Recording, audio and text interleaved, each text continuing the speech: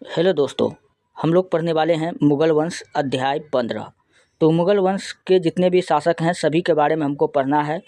और आप लोग कमेंट करते हैं कि कौन सा बुक से पढ़ा रहे हैं, कौन सा बुक से पढ़ा रहे हैं। तो यह बुक है महेश वर्णमाल का, काफ़ी अच्छा बुक है।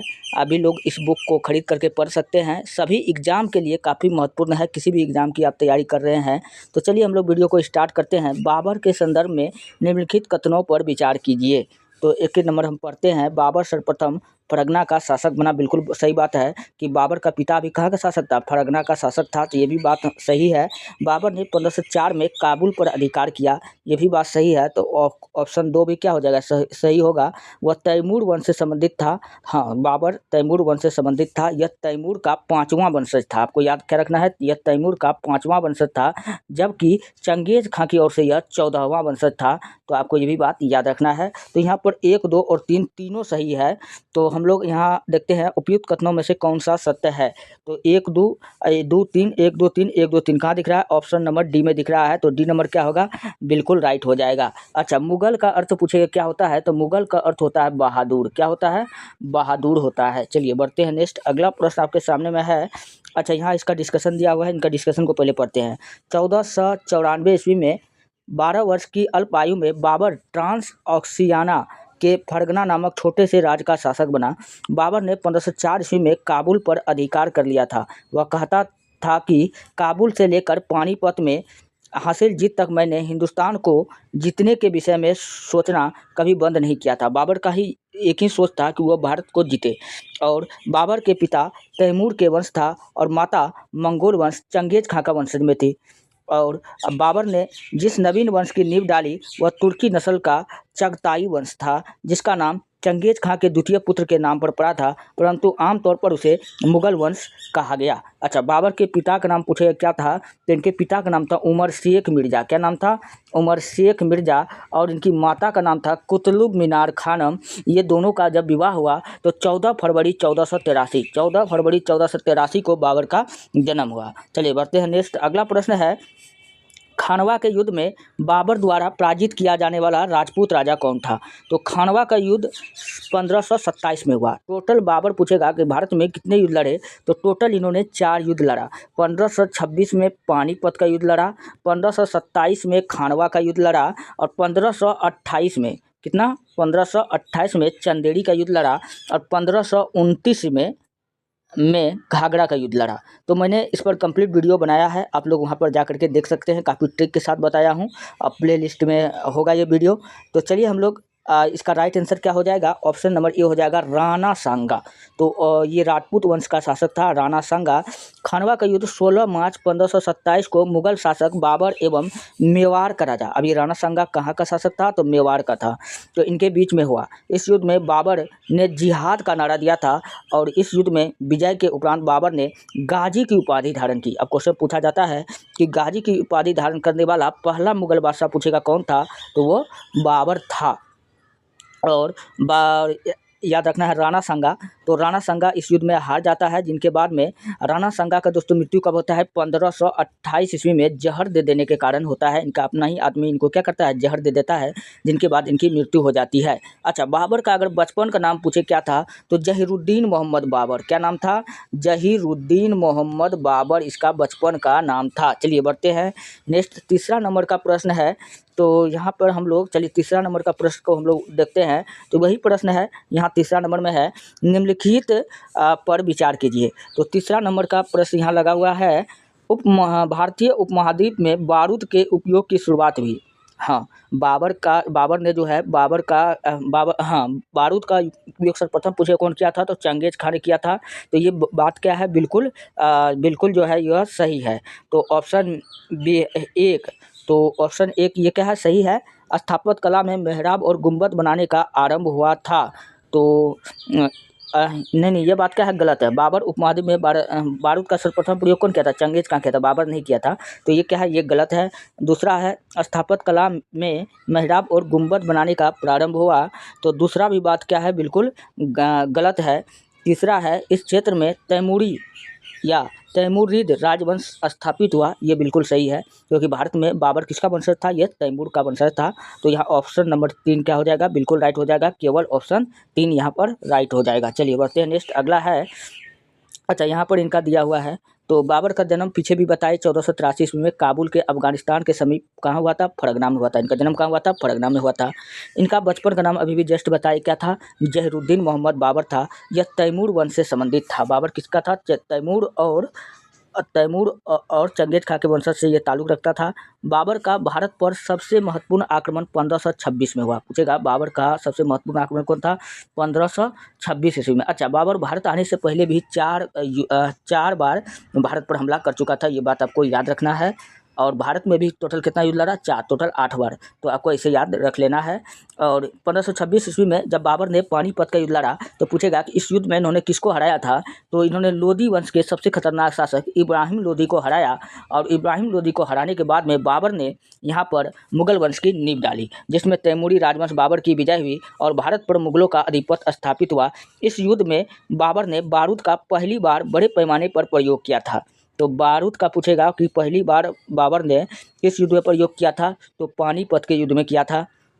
21 अप्रैल 1526 को हुआ था। कब हुआ था, पूरा डेट आपको याद रखना है, 21 अप्रैल 1526 को पानीपत का युद्ध हुआ। और बाबर के बारे में पूछा जाएगा कि इस युद्ध जीतने के बाद बाबर यहाँ से कहाँ चल जाता है, काबुल चला जाता है। और काबुल में वहाँ के नागरिक को एक जो है सोने का सिक्का देता है और कहता है कि अब काबुल की गरीबी खत्म हो जाएगा, क्योंकि यहाँ से काफ़ी ज़्यादा धन दौलत वो लूट के ले जाया करता था। तो बाबर जो है, बाबर के बारे में आपको इतना बात याद रखना है। चलिए बढ़ते हैं नेक्स्ट, अगला प्रश्न आपके सामने में है, हुमायूं और शेरशाह से संबंधित है। हुमायूं के संदर्भ में निम्नलिखित कथनों पर विचार कीजिए। 1530 में आगरा की गद्दी पर बैठा, तो 1530 में कहता है कि हाँ बिल्कुल सही बात है, हुमायूं ने 1530 में आगरा की गद्दी पर बैठा, ये बात बिल्कुल सही है। दूसरा है कि पूर्वी भारत का प्रवेश द्वार कहे जाने वाले चुनार दुर्ग पर घेरा डाला। हाँ, ये भी बात क्या है, बिल्कुल सही है। तो ये हो जाएगा केवल 1 और 2, यहाँ क्या हो जाएगा, 1 और 2 हो जाएगा। तो ऑप्शन नंबर सी क्या हो जाएगा, राइट होगा। चलिए यहाँ पर हम लोग देख लेते हैं इसका डिस्कशन। बाबर की मृत्यु के पश्चात दिसंबर 1530 में हुमायूं ने आगरा की गद्दी पर बैठा। उस समय वह 23 वर्ष का था। क्वेश्चन पूछा जाएगा, जब यह आगरा की गद्दी पर बैठा तो इनका एज कितना था, 23 वर्ष का था। अच्छा, एक क्वेश्चन और भी याद रख लीजिए, हुमायूं का बचपन का नाम पूछेगा क्या था, तो नसीरुद्दीन मोहम्मद हुमायूं था। और 1532 ईस्वी में दौराहा, जो कहाँ पड़ता है, बिहार नामक स्थान पर अफगान सेना को परास्त करते हुए हुमायूं ने चुनार का दुर्ग, पूछेगा ये कहाँ पर है, तो मिर्ज़ापुर पर घेरा डाला, जो मिर्ज़ापुर में है, यहाँ पर उन्होंने क्या किया, घेरा डाला, जिसको हम लोग चुनार का किला को हम लोग क्या कहते हैं, पूर्वी भारत का प्रवेश द्वार भी कहते हैं। आपको याद रखना है, कई बार एग्जाम में यह पूछ चुका है। तो पूर्वी भारत के प्रवेश द्वार के रूप में जाना जाता था।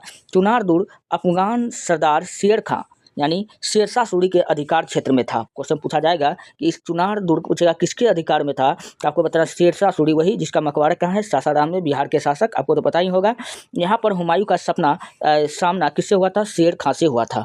चलिए बढ़ते हैं नेक्स्ट, अगला है, सूची 1 और 2 को सुमेलित कीजिए। सूची और 1 और 2 को सुमेलित कीजिए और सूचियों के नीचे दिए गए कोड का प्रयोग करते हुए सही उत्तर का चयन कीजिए। पानीपत का युद्ध पहले आपको देखना है। पानीपत का युद्ध 21 अप्रैल 1526 को हुआ, यानी ए का 2 हो जाएगा, ए का 2 हो जाएगा। और उसके बाद में खानवा का युद्ध 1527 में हुआ, पीछे देख करके आए हैं। और कन्नौज या बिलग्राम का युद्ध, कन्नौज या बिलग्राम का युद्ध कब हुआ था, 1540 में हुआ था। और चौसा का युद्ध कब हुआ था, 1539 में हुआ था। तो यहाँ क्या हो जाएगा, तो ए का हो जाएगा 2, बी का हो जाएगा 1, तो 2 1 हमको कहाँ दिख रहा है, तो 2 1 ऑप्शन में हमको ऑप्शन नंबर बी में दिख रहा है। तो ऑप्शन नंबर बी क्या हो जाएगा, बिल्कुल राइट हो जाएगा, यानी कि 2 1 4 3। तो ऑप्शन में आप लोग देख लीजिए। और यहाँ पर इसका डिस्कशन दिया हुआ है। पानीपत का प्रथम युद्ध पूछेगा कब हुआ था, तो 21 अप्रैल 1526 ईस्वी में बाबर और इब्राहिम लोदी के बीच में हुआ, जिसमें इब्राहिम लोदी की हार हुई और बाबर क्या हो गया था, जीत गया था। अब क्वेश्चन यहाँ से एक क्वेश्चन काफ़ी शानदार जानदार पूछा जाता है कि बाबर ने पानीपत को युद्ध जीतने के लिए कौन सा युद्ध नीति का प्रयोग किया, तो आपको बताना है तुलगमा युद्ध नीति। कौन सा युद्ध नीति, तो तुलगमा युद्ध नीति का प्रयोग किया था, आपको ये बात याद रखना है। और तुलगमा का मतलब होता है कि दुश्मनों को 3 ओर से घेरना। चलिए खानवा का युद्ध पूछेगा कब हुआ था, तो ये 1527 में हुआ था। ये बाबर और राणा सांगा के बीच में हुआ था, जिसमें राणा सांगा हारा और बाबर भी इस युद्ध में जीत गया। चलिए चौसा का युद्ध पूछेगा कब हुआ था, तो चौसा का युद्ध हुआ था 1539 में शेरशाह और अफगान शासक के बीच में हुआ था। तो आपको ये बात, शेरशाह और चौसा का युद्ध शेरशाह और मेदिनी राय के बीच में हुआ था, आपको ये बात याद रखना है। जिसमें क्या हो गया था, शेरशाह सूरी नहीं, चौसा का युद्ध किसके बीच में हुआ था, हुमायूं और शेरशाह सूरी के बीच में हुआ था, जिसमें शेरशाह सूरी जीता और हुमायूं हार गया। कन्नौज का युद्ध पूछेगा, इसी के युद्ध को हम लोग कहते हैं कन्नौज का युद्ध या बिलग्राम का युद्ध। तो यह युद्ध कब हुआ था, 1540 में। कौन जीता था, शेरशाह सूरी जीता और हुमायूं हार गया। अच्छा, एक कथन है यहाँ से शेरशाह सूरी के बारे में कहा जाता है। चलिए इस कथन को हम लोग पढ़ते हैं। 6ठा नंबर का प्रश्न है, मात्र एक मुट्ठी बाजरे के चक्कर में मैंने अपना साम्राज्य खो दिया होता। यह कथन शेरशाह सूरी ने कहा था कि मैंने मुट्ठी भर बाजरे के चक्कर में अपना साम्राज्य खो देता। यह कथन जो है कौन कहा था, तो यह कथन जो है शेरशाह सूरी से संबंधित है। तो ऑप्शन नंबर सी क्या हो जाएगा, बिल्कुल राइट हो जाएगा। चलिए यहाँ पर हम डिस्कशन में पढ़ लेते हैं।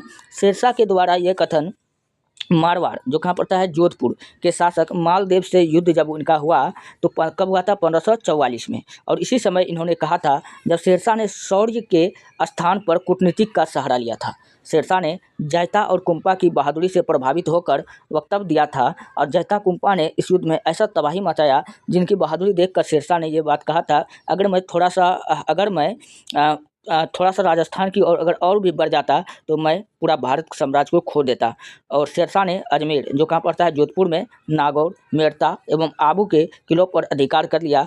यद्यपि शेरशाह की यह विजय उसकी मृत्यु के पश्चात अस्थायी नहीं रह सकी। और शेरशाह सूरी के बारे में आपको याद रखना है, इसका बचपन का नाम पूछेगा क्या था, तो फरीद खां। क्या नाम था, फरीद खां, इसको याद रखना है। इनकी मृत्यु पूछेगा कैसे हुआ था, तो उक्का नामक तोप के फटने से इनका मृत्यु हो गया था। चलिए बढ़ते हैं नेक्स्ट, अगला है, निम्नलिखित में से किस स्मारक का निर्माण शेरशाह ने करवाया था। तो शेरशाह सूरी ने किसका करवाया था, दिल्ली की किला एक कोहना मस्जिद, हाँ इसका करवाया था। और है जौनपुर की अटाला मस्जिद, बिल्कुल नहीं। गौर की बड़ा सोन मस्जिद, ये भी नहीं है। दिल्ली की कुव्वत उल इस्लाम मस्जिद, ये भी नहीं है। तो यहाँ पर क्या हो जाएगा, दिल्ली के किला एक कोहना मस्जिद, इसका निर्माण कौन करवाया था, शेरशाह ने करवाया था। और यह जो कहाँ के शासक था, बिहार का शासक था। इसका मकबरा पूछे कहाँ है, तो सासाराम में है। कहाँ है, सासाराम में। शेरशाह से एक काफ़ी इंपॉर्टेंट प्रश्न है जो कई बार एग्जाम में पूछा जाता है। विश्व का सबसे बड़ा रोड जीटी रोड का इन्होंने क्या करवाया था, निर्माण करवाया था। आपको ये बात याद रखना है। और यहाँ पे हम लोग देखते हैं, शेरशाह ने दिल्ली में हुमायूं द्वारा निर्मित दीन पनाह को ध्वस्त कर दिया। अच्छा, दीन ए पनाह नामक नगर जो कौन बसाया था, हुमायूं ने बसाया था। कौन बसाया था, हुमायूं ने बसाया था। और इनको क्या कर दिया, ये नष्ट कर दिया। उसके विध्वंसों पर पुराने किले का निर्माण करवाया। इस किले के अंदर शेरशाह ने 1545 ईस्वी में किला एक कोहना मस्जिद, और यहीं पर इन्होंने किला एक कोहना मस्जिद का क्या करवाया, निर्माण करवाया। शेरशाह का शासनकाल पूछेगा, भारतीय भवन निर्माण कला के इतिहास में संक्रांति का युग कहा जाता है। अच्छा, शेरशाह सूरी के बारे में एक कथन है कि अगर आधी रात में कोई महिला सोने से भरी आभूषण को लेकर के टोकरी लेकर के चलता है तो उसको लूटने वाला कोई भी नहीं था। ये भी कथन किसका है, शेरशाह सूरी का है। आपको ये बात याद रखना है।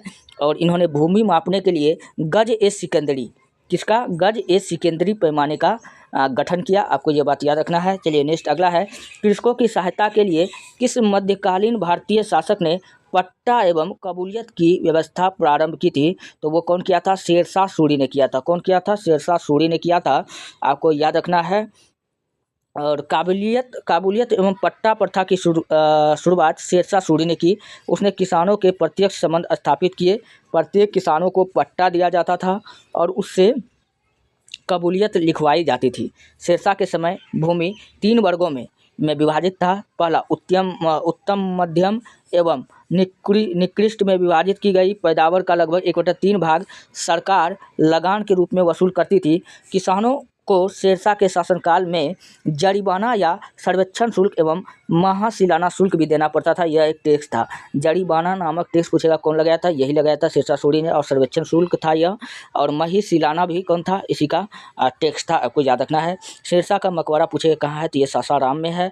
और सासाराम आपको याद रखना है कि ऑप्शन नंबर ए में हमको दिख रहा है, तो यही क्या होगा, राइट होगा।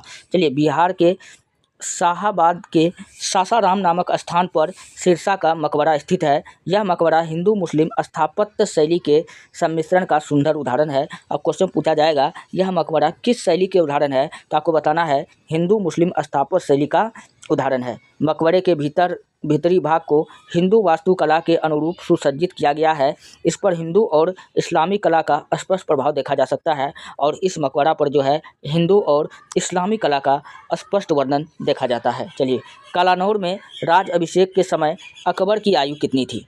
तो कालानौर आपको पता है पंजाब के में कालानौर नामक एक स्थान है और यहाँ पर इन्होंने अकबर का क्या हुआ था, राज अभिषेक हुआ था। 13 वर्ष 4 महीना के आयु में हुआ था। तो इसका राज अभिषेक पूछेगा कब हुआ था, तो 14 फरवरी 1556 को हुआ था। कब हुआ था? 14 फरवरी 1556 को हुआ था। तो इसका राइट आंसर क्या हो जाएगा? 13 वर्ष 4 महीने के काल में इनका हुआ था। इनका डिस्कशन हम लोग पढ़ते हैं। हुमायूं की मृत्यु के पश्चात बैरम खां, अच्छा ये बैरम खां पूछेगा कौन था अकबर का? इसका संरक्षक या बॉडीगार्ड बोलिए तो यही था। इन्होंने गुरदासपुर के निकट, गुरदासपुर कहाँ होता है? पंजाब में। यहीं पर कालानौर यानी जो कहाँ पर था? पंजाबी में है। 14 फरवरी 1556 को अकबर का राज्याभिषेक करवाया और वह जलालुद्दीन मोहम्मद अकबर बादशाह गाजी की उपाधि से राज सिंहासन पर बैठा था। मैंने आपको बताया इनका बचपन का नाम क्या था? जलालुद्दीन नाम था। और इसके समय अकबर की आयु जब राज्याभिषेक हुआ तो इनका आयु 13 वर्ष 4 महीना था और यहीं पर इन्होंने ईटा का समान सिंहासन बनाया और मिर्ज़ा गयास को बुला करके, बैरम खान ने मिर्ज़ा गयास को बुलाया और इसका क्या करवा दिया? राज्याभिषेक करवा दिया। चलिए बढ़ते हैं, नेक्स्ट अगला है अकबर अपना धार्मिक विचार विमर्श कहाँ करता था? तो अकबर जो है अपना धार्मिक विचार विमर्श जो करता था इबादत खाना में करता था। किसका करता था? इबादत खाना में करता था। तो ऑप्शन नंबर सी क्या हो जाएगा? बिल्कुल राइट हो जाएगा। अच्छा, बुलंद दरवाज़ा जो था अकबर ने 1575 ईस्वी में, कब? 1575 ईस्वी में क्या बनवाया? बुलंद दरवाज़ा बनवाया गुजरात जीतने के उपलक्ष्य में। आपको यह बात याद रखना है और इनका डिस्कशन को हम लोग देखते हैं। अकबर ने धार्मिक विचार विमर्श के लिए 1575 ईस्वी में फतेहपुर सिकरी में इबादत खाना की स्थापना की और फतेहपुर सिकरी में ही क्या बनवाया था? बुलंद दरवाज़ा बनाया था। पहले इबादत खाना में मुस्लिम धर्म से संबंधित लोगों को बुलाया जाता था, परंतु 1578 के बाद इसके द्वार सभी धर्मों के लिए खोल दिए गए। इबादत खाना में धार्मिक विचार विमर्श पूछेगा गुरुवार को सायंकाल में होता था, मतलब संध्या के काल में हुआ करता था। चलिए बढ़ते हैं, नेक्स्ट अगला है सम्राट अकबर द्वारा निम्न में से किसको जड़ी कलम की उपाधि प्रदान की गई थी? अच्छा, ये जड़ी कलम का उपाधि जो दिया गया था वो किसको दिया गया था? मोहम्मद हुसैन को। और यह इसके दरबार का चित्रकार था। कौन था? चित्रकार था। आपको ये बात याद रखना है। और अब्दुल समद भी क्या था? चित्रकार था। दोनों आपको याद रखना है। चलिए यहाँ पर हम लोग इनके डिस्कशन को हम लोग पढ़ते हैं। अकबर का शासनकाल फारसी साहित्य का पुनर्जागरण काल था। क्वेश्चन पूछा जाएगा फारसी साहित्य का पुनर्जागरण काल किसके काल था? तो आपको बताना है जलालुद्दीन मोहम्मद अकबर का काल था। आइन ए अकबरी में अकबर के दरबार में 59 कवियों के नाम मिलते हैं। अब क्वेश्चन पूछा जाता है कि आइन ए अकबरी, अच्छा पहली बात तो ये जानिए कि आइन ए अकबरी जो यह बुक है यह कौन लिखा है? तो इसको लिखने वाला है अबुल फजल। कौन है? अबुल फजल है। आइन ए अकबरी को जो है कितने भाग में बांटा गया है? 5 भाग में बांटा गया है, जिसका तीसरा भाग क्या कहलाता है? अकबरनामा कहलाता है। क्या कहलाता है? अकबरनामा कहा जाता है। और इस किताब जो अबुल फजल द्वारा जो लिखा गया है इसमें पूछेगा कितने कवि का वर्णन है? तो आपको बताना है 59 कवि का वर्णन है। कितना है? 59 है। इनमें से कश्मीर का प्रसिद्ध कवि मोहम्मद हुसैन का नाम भी उल्लेखित था, जिसे अकबर ने जड़ी कलम की उपाधि प्रदान की थी। आइन ए अकबरी में लिखा है बादशाहत एक ऐसी किरण है जो संपूर्ण ब्रह्मांड को प्रकाशित करती है। अच्छा, आइन ए अकबरी में लिखा हुआ अब बादशाहनामा भी बुक पूछेगा किसका है? तो ये भी इसी का है, अबुल फजल का है। आपको याद रखना है। इसे समसामयिक भाषा में फर्रे इज्दा कहा गया है। चलिए बढ़ते हैं नेक्स्ट।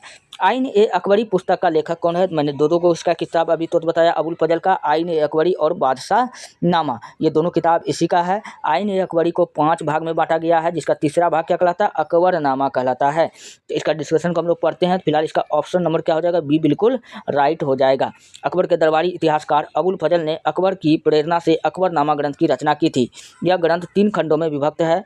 आइन ए अकबरी का तीसरा खंड जो है वह क्या कहलाता है? अकबरनामा कहलाता है। इसको अबुल फजल ने 5 खंडों में विभक्त किया था। मैंने अभी जस्ट बताया कि आइन ए अकबरी को टोटल 5 भाग में बांटा गया है, जिसका तीसरा भाग क्या कहलाता है? अकबरनामा कहलाता है। नेक्स्ट है जब ईस्ट इंडिया कंपनी का गठन हुआ था उस समय भारत का मुगल बादशाह कौन था? अच्छा, जब ईस्ट इंडिया कंपनी जब 1600 ईस्वी में क्या हुआ था, ईस्ट इंडिया कंपनी का गठन हुआ था। और ईस्ट इंडिया कंपनी का जब गठन हुआ 31 दिसंबर 1600 में महारानी एलिजाबेथ के समय हुआ था। कौन उस समय इंग्लैंड की महारानी कौन थी? एलिजाबेथ थी। उस समय भारत का शासक मुगल बादशाह अकबर था। अकबर मुगल वंश का तीसरा शासक था। अकबर मुगल वंश का कितना शासक था? तीसरा था। पहला बाबर था, बाबर के बेटा हुमायूं था, और हुमायूं का बेटा कौन था? अकबर था। तो तीसरा हुआ ये। इसे अकबर ए आजम या शहंशाह अकबर या महाबली शहंशाह के नाम से भी जाना जाता है। तो इतने सारे नाम भैया किसका है? तो ये सब नाम जलालुद्दीन मोहम्मद अकबर का ही है। चलिए बढ़ते हैं नेक्स्ट। अगला है, निम्नलिखित में से किस मुगल सम्राट को हिंदी गीतों की रचना का श्रेय प्राप्त है? अच्छा, हिंदी गीत के रचना का श्रेय किसको जाता है? ये अकबर को जाता है। अच्छा, अकबर के बारे में कुछ और भी इंटरेस्टिंग फैक्ट मैं आपको बताता हूँ। यह मुगल काल का सबसे अनपढ़ शासक था। पहला बात याद रखना है अकबर के बारे में। अच्छा, इन्होंने अपना दरबार में क्या किया था? हुक्का चीलम पीना क्या कर दिया था? अनिवार्य करवा दिया था। और इस पर प्रतिबंध, तंबाकू पर प्रतिबंध पूछेगा कौन लगा दिया था? तो इसको लगाया था जहांगीर ने। कौन लगाया था? जहांगीर ने लगाया था। ये भी बात आपको याद रखना है। अब फिलहाल इस क्वेश्चन का राइट आंसर क्या था? ऑप्शन बी था। इनके डिस्कशन को हम लोग देखते हैं। मुगल सम्राट अकबर को हिंदी गीतों की रचना का श्रेय दिया जाता है। अकबर रायकरण के छद्म नाम से हिंदी गीतों की रचना करता था। अकबर ने हिंदी साहित्य को संरक्षण प्रदान किया। उसके शासनकाल में हिंदी भाषा का स्वर्णकाल कहा जाता है। अब क्वेश्चन पूछा जाएगा कि हिंदी भाषा का स्वर्णकाल किसके काल को कहा जाता है? तो अकबर के काल को कहा जाता है। अच्छा, और भी क्वेश्चन पूछा जाता है। क्वेश्चन पूछेगा स्थापत्य कला का स्वर्णकाल किसके काल को कहा जाता है? दोस्तों, स्थापत्य कला का स्वर्णकाल शाहजहां के काल को कहा जाता है। फिर क्वेश्चन पूछेगा चित्रकला का स्वर्णकाल किसके काल को कहा जाता है? तो जहांगीर के काल को कहा जाता है। तो और यहाँ पर हम आपको बता दिए अकबर ने बीरबल को कवि प्रिय। अच्छा, क्वेश्चन पूछेगा कि बीरबल को कवि प्रिय कहा जाता है। क्वेश्चन पूछेगा कवि प्रिय किसे कहा जाता है? बीरबल को कहा जाता है। अच्छा, बीरबल का असली नाम पूछेगा क्या था? तो महेश दास। और कवि प्रिय तो इनको कहा जाता है। तथा नरहरि को महापात्र की उपाधि प्रदान की थी। और नरहरि को महापात्र की उपाधि किसको दिया था? इसी को दिया था। अकबर ने दीन ए इलाही जो 1582 ईस्वी में चलाया था। अकबर ने दीन ए इलाही कब इसको स्थापना किया था? 1582 ईस्वी में। यह एक धर्म था, सभी धर्म को जानने के लिए किया था। और दीन ए इलाही को अपनाने वाला पूछेगा एकमात्र हिंदू कौन था? तो आपको क्या बताना है? बीरबल था। और चलिए हम लोग दीन ए इलाही के बारे में हम लोग जान लेते हैं। अकबर ने विभिन्न धर्मों से प्राप्त उदार तत्वों का सार संग्रहण किया। उस युग के विभिन्न धर्मों के तुलनात्मक अध्ययन के कारण अकबर ने 1582 ईस्वी में दीन ए इलाही या दैवी एकेश्वरवाद के रूप में प्रसिद्ध धार्मिक व्यवस्था का प्रवर्तन किया। बीरबल एकमात्र हिंदू था जिसने इस धर्म को स्वीकार किया था। अभी भी जस्ट मैंने आपको बताया राजा मान सिंह और राजा भगवान दास ने इस धर्म का विरोध किया था। अब क्वेश्चन पूछा जाएगा कि मान सिंह और भगवान दास इस धर्म का विरोध कौन किया था?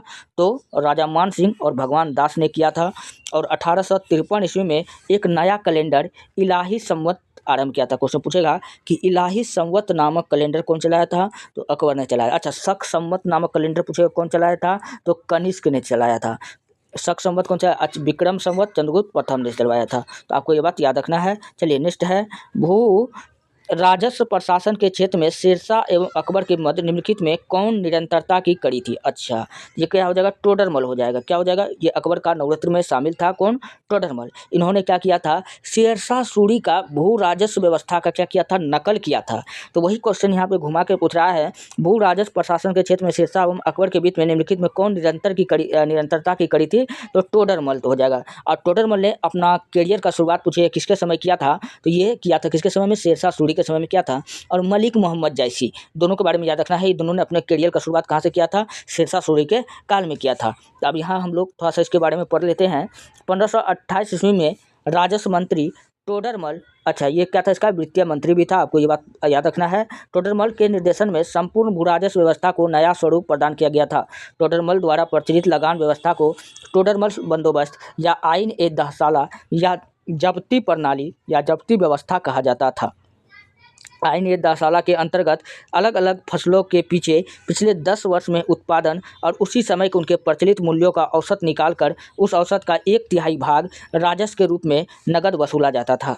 बढ़ते हैं नेक्स्ट, अगला है महाभारत के फारसी अनुवाद का शीर्षक है। अच्छा, महाभारत को फारसी में रचनामा के नाम से अनुवाद किया गया, जिसका ऑप्शन नंबर बी क्या हो जाएगा, बिल्कुल राइट हो जाएगा। पूछे कौन किया था, तो अब्दुल कादिर बदायूनी। कौन किया था, अब्दुल कादिर बदायूनी ने किया था। अब इसके बारे में हम लोग पढ़ लेते हैं। महाभारत के विभिन्न अंशों का फारसी में अनुवाद फैजी और अबुल फजल की निगरानी में मुस्लिम विद्वानों नकीब खां बदायूनी, अबुल फजल तथा फैजी आदि द्वारा किया गया था। उन्हें संयुक्त रूप से रजनामा, जिसका अर्थ होता है युद्ध की कहानी, से संबोधित किया गया था। रजनामा की 3 प्रतियां हैं। प्रथम जयपुर अजायब घर में द्वितीय वर्ष 1599 में तैयार किया गया, जो वर्तमान समय में अनेक संग्रहालयों में रखी गई है। और तीसरा रजनामा रहीम का है। अच्छा, ये रहीम कौन था, तो ये बैरम खां का पुत्र था, बाद में अकबर का सौतेला पुत्र भी बनता है, क्योंकि बैरम खां की पत्नी नाम का था सलीमा बेगम, और सलीमा बेगम से इन्होंने ये शादी कर लिया था। और रहीम को, जो सलीमा बेगम का बेटा कौन था, रहीम था, इसको क्या कर दिया, नवरत्न में शामिल करवा दिया था। वो ये वही रहीम है जिसका आप दोहा सुनते हैं, जो वर्ष 1616 ईस्वी में पूरा हुआ था। नेक्स्ट है प्रसिद्ध जैन आचार्य जिनको अकबर ने सम्मानित किया था, तो वो कौन था, हरि विजय सूरी। कौन था, हरि विजय सूरी था। अच्छा, इनके कहने पर अकबर ने, इन्होंने कहा था कि अगर आपका दरबार में सुख समृद्धि चाहिए तो आपको 24 घंटा क्या करना पड़ेगा, अग्नि जलाना पड़ेगा, मिसाल जलाना पड़ेगा। तो इन्होंने मसाल जलाने का अनुमति दिया था। कौन दिया था, जैन धर्म के गुरु हरि विजय सूरी दिया था। अब इनके बारे में हम लोग पढ़ लेते हैं। हरि विजय सूरी प्रसिद्ध जैन आचार्य थे जिसको अकबर ने सम्मानित किया था। अकबर ने जैन विद्वान हरिविजय सूरी को जगत गुरु की उपाधि प्रदान की थी। अब क्वेश्चन पूछा जाएगा कि जगत गुरु की उपाधि हरिविजय सूरी को, जैन धर्म के गुरु हरिविजय सूरी को कौन दिया था, तो अकबर ने दिया था। अकबर ने सभी धर्मों के प्रति अपनी सहिष्णुता की भावना के कारण अपने शासनकाल में आगरा एवं लाहौर में ईसाइयों को गिरजाघर बनवाने की अनुमति प्रदान की थी। खरतार गच्छ संप्रदाय के दैनाचार्य जिनचंद सूरी को भी अकबर ने प्रश्रय प्रदान किया था। नेक्स्ट है, अगला प्रश्न है, राजपूताना के निम्न राज्यों में से किस एक ने अकबर की संप्रभुता एवं स्वयं स्वीकार नहीं की थी। वह कौन था जो नहीं किया था, तो इसका राइट आंसर हो जाएगा option number B, Mewar. Mewar में आपको पता है महाराणा प्रताप था जो इनका कट्टर दुश्मन था। इन्होंने अकबर ने इनको कहा था कि मैं पूरा हिंदुस्तान दे दूंगा, बदले में तुम मेवाड़ दे दो, लेकिन महाराणा प्रताप ने इनकी कोई भी बातों को नहीं सुना। आप लोगों को पता है जिसके कारण हल्दी घाटी का युद्ध हुआ था। और यहाँ पर हम लोग इसका डिस्कशन को पढ़ लेते हैं। अकबर के समकालीन मेवाड़ के सिसोदिया वंश का शासक राणा उदय सिंह था, जिसने मुगल सम्राट अकबर की अधीनता स्वीकार नहीं की। उसके बाद में हाँ, मेवाड़ राजस्थान का एकमात्र ऐसा राज्य था जहाँ के राजपूत शासकों ने मुगल सेना का सदैव विरोध किया था। अकबर ने मेवाड़ को अपने अधीन करने के लिए 1567 ईस्वी में चित्तौड़ के किले पर आक्रमण कर दिया। अंततः 1568 ईस्वी में मुगल सेना ने मेवाड़ की राजधानी चित्तौड़ के किले पर अधिकार कर लिया। और इसके बारे में अगर आपको मैं बताऊं तो यहाँ का कौन शासक था, अकबर का जो सबसे महाराणा प्रताप था, और महाराणा प्रताप और अकबर के बीच में कौन सा युद्ध हुआ था, हल्दी घाटी का युद्ध हुआ था। आपको ये बात याद रखना है। नेक्स्ट है, अकबर द्वारा बनाई गई कौन सी इमारत का नक्शा बौद्ध विहार के अनुरूप है, तो ऐसा कौन सा है, तो आपको बताना, दीवान ए खास। क्या है, दीवान ए खास। अच्छा, पंचमहल किसका महल है, तो बीरबल का है। आपको ये बात याद रखना है। और जोधाबाई इन्हीं की पत्नी थी अकबर का। और इसके बारे में हम लोग थोड़ा यहाँ जान लेते हैं डिस्कशन में। अकबर ने फतेहपुर सिकरी में जोधाबाई महल एवं पंचमहल का निर्माण करवाया। तो पूछा जाता है कि जोधाबाई पैलेस और पंचमहल, इसका निर्माण पूछेगा कौन करवाया था, तो अकबर ने कराया था। पंचमहल का आकार पूछेगा कैसा है, तो आपको बताना है पिरामिड जैसा था, जो बौद्ध विहार की संरचना का अनुरूप बनाया गया था। पंचमहल को हवा महल भी कहा जाता है। और हवा महल पता है कहाँ है, जयपुर में है। कहाँ है, एक तो हवा महल जो असली वाला है वो कहाँ है, जयपुर में है। और जयपुर कहाँ पड़ता है, राजस्थान में पड़ता है। और हवा महल में पूछेगा कि उस हवा महल में कितना बिल्डिंग है, तो टोटल 5 बिल्डिंग है। कितना है, टोटल 5 बिल्डिंग है। आपको ये बात याद रखना है। पहली मंजिल के बड़े हॉल में 48 खंभे निर्मित हैं। और ये जो, लेकिन जो फतेहपुर सिकरी वाला है, फतेहपुर सिकरी वाला, इसमें जो हवा महल जो है यहाँ पर 48 खंभे निर्मित है। अकबर के इस निर्माण कार्य में बौद्ध विहार एवं हिंदू धर्म का प्रभाव स्पष्ट दिखाई पड़ता है। नेक्स्ट है, अकबर के दरबार में आने वाला प्रथम अंग्रेजी व्यापारी कौन था, तो अकबर के दरबार में आने वाला प्रथम अंग्रेजी व्यापारी कौन था, Ralph Fitch. Option number A क्या हो जाएगा, राइट हो जाएगा। अकबर के दरबार में आने वाला प्रथम अंग्रेजी व्यापारी रॉल्फ फिंच था, जो 1583 ईस्वी में भारत आया। और 1591 ईस्वी में इंग्लैंड वापस लौट गया। क्वेश्चन पूछा जाएगा कि रॉयल पीट किसके शासनकाल में भारत आया था? ये अकबर के काल में आया था। कब आया था? तो 1583 में आया था। और पूछा जाएगा 1591 ईस्वी में इंग्लैंड वापस लौट गया, और यहाँ से वो इंग्लैंड कब लौट गया? 1591 ईस्वी में। अच्छा, प्रथम अंग्रेज यात्री था, इसको हम लोग प्रथम अंग्रेज यात्री कहते हैं, जिसने भारतीयों तथा उनके रीति रिवाजों के बारे में लिखा। उसने आगरा एवं फतेहपुर सिकरी को लंदन से भी बड़ा बताया। इसने बाल विवाह तथा सती प्रथा का उल्लेख किया है। और बाल विवाह जो अकबर के समय में निषेध था, ये बाल विवाह ख़त्म था, बाल विवाह पर कानून बनाया गया था। और इस समय इसके दरबार में जो लड़की का जो एज था, लड़का का जो एज था, लड़का का एज जो था 16 वर्ष था, लड़की की एज कितना था? 14 वर्ष था इसके कार्यकाल में शादी का। नेक्स्ट है, अकबर के समय युद्ध करने वाली दुर्गावती कहाँ की रानी थी? अकबर के समय युद्ध करने वाली जो दुर्गावती थी वो कहाँ की रानी थी? वो मंडला की रानी थी। तो ऑप्शन नंबर 1 क्या हो जाएगा? बिल्कुल राइट हो जाएगा। अब यहाँ हम लोग इसके बारे में जानते हैं। 1564 ईस्वी में अकबर ने आसफ खां के नेतृत्व में गोंडवानागढ़ कंटंगा पर आक्रमण किया। जबलपुर के पास रानी दुर्गावती ने स्वयं पुरुष वेश में युद्ध का नेतृत्व किया। दुर्गावती गढ़ मंडला जो वर्तमान में जबलपुर जिला में है, इनके बीच युद्ध में पराजित हुई और अंततः दुर्गावती क्या हुई? हार गई। अकबर ने रानी दुर्गावती को अपमानित करने हेतु रानी के प्रिय सफ़ेद हाथी, जिसका क्या नाम था? सरमन, और उनके विश्वस्त वजीर आधार सिंह को भेंट के रूप में अपने पास भेजने को कहा, परंतु रानी ने यह मांग ठुकरा दी थी। चलिए बढ़ते हैं नेक्स्ट। अगला है, 2 अस्पा एवं सिंह अस्पा प्रथा किसने प्रारंभ की थी? ये किया था जहांगीर ने। कौन किया था? जहांगीर ने किया था। अच्छा, इनका मकबरा पूछे कहाँ है, तो जहांगीर का मकबरा कहाँ है, तो आपको बताना है जहांगीर का मकबरा शाहदरा में है। आपको याद रखना है। 2 अस्पा एवं सिंह अस्पा प्रथा का प्रारंभ जहांगीर ने अपने शासनकाल के दौरान प्रशासनिक कार्य के अंतर्गत किया था। इन दोनों के अंतर्गत के बिना जात पद बढ़ाए भी मनसबदारों को अधिक सेना रखनी पड़ती थी। 2 अस्पा में मनसबदारों को अपने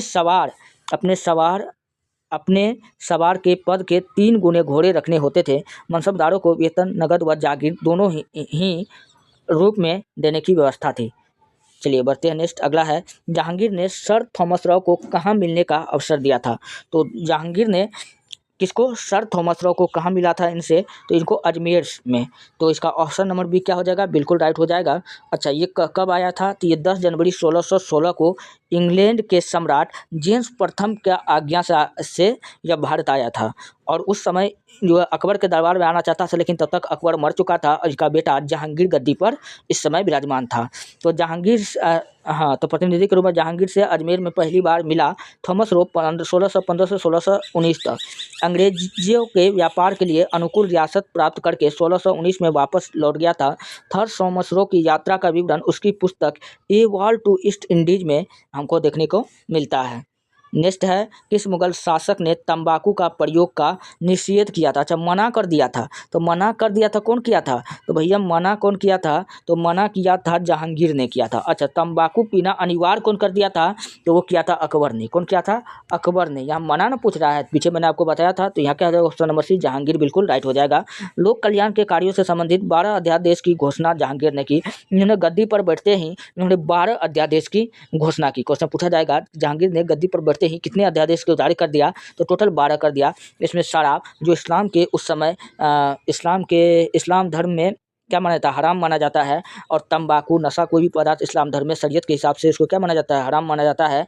अन्य मादक पदार्थ, पीने वाला पदार्थ की बिक्री एवं निर्माण पर इन्होंने क्या कर दिया? प्रतिबंध लगा दिया। जहांगीर अपने पिता अकबर के भांति उदार प्रवृत्ति का शासक था। दोस्तों, ये रहा मुगल काल का प्रश्न, और इसका जो नेक्स्ट पार्ट 2 आने वाला है उसमें मैं पूरा कंप्लीट मुगल काल बताऊंगा। अगर आपको वीडियो अच्छा लगता है, हेल्पफुल लगता है, तब आप हमारे चैनल को सब्सक्राइब कर लीजिए, वीडियो को लाइक कर दीजिए, जितना हो सके अपने दोस्तों में शेयर कर दीजिए। PDF चाहिए तो आप जाइए हमारे टेलीग्राम चैनल पर, वहाँ पर आप इतिहास की दुनिया 99 लिख करके वीडियो का PDF आप प्राप्त कर सकते हैं। मिलते हैं नेक्स्ट वीडियो में। धन्यवाद।